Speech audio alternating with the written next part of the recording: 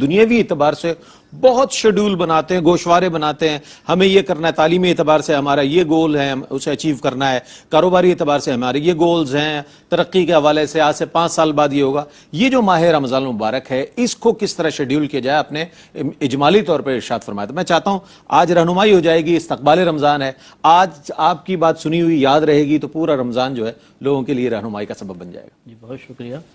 دیکھیں سب سے پہلے تو عبادات کا انتخاب کیا جائے جس میں فرائض بھی ہیں، واجبات ہیں، مستحبات ہیں. مثلا 5 نمازیں تو فرض ہیں ہی ہیں.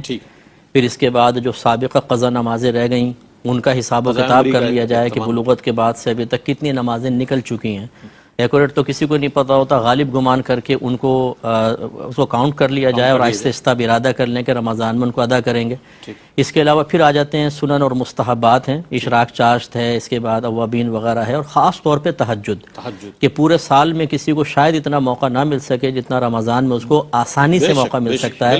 سحری کے لیے اٹھتے ہی ہیں، فجر کے لیے وضو کرنا ہے، پہلے وضو کریں، 2 رکعت نماز پڑھیں، سحری کر لیں.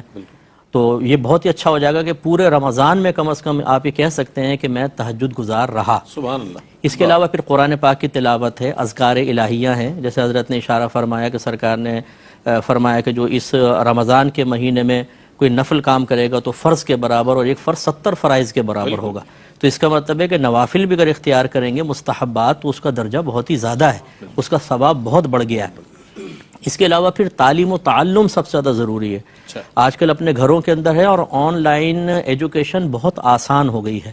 تو ایسا اگر کوئی ان کو سلسلہ مل جائے کہ کہیں فرض علوم سیکھنے کا موقع مل رہا ہے، کہیں پر کوئی اور چیزیں سکھا رہے ہیں، تو اس کلاس کو جوائن کریں اور ایک اپنا ٹائم جو ہے وہ ضرور تعلیم و تعلم کے لیے بھی رکھیں. اسی طرح گھر میں بچے ہیں، بچوں کو اگر آپ مصروفیات نہیں دیں گے تو وہ کھیل کود اور شور شرابے میں ٹائم گزاریں گے. ان کے لیے بھی اسی طریقے سے ایک اسکیڈول تیار کریں کہ بھئی اس ٹائم اٹھنا ہے، سحری کرنی ہے، پھر اس ٹائم تک اس ٹائم سو جائیں، پھر آپ نے اٹھ کر نماز پڑھنی ہے، فلاں قرآن پاک کی تلاوت، دیگر چیزیں.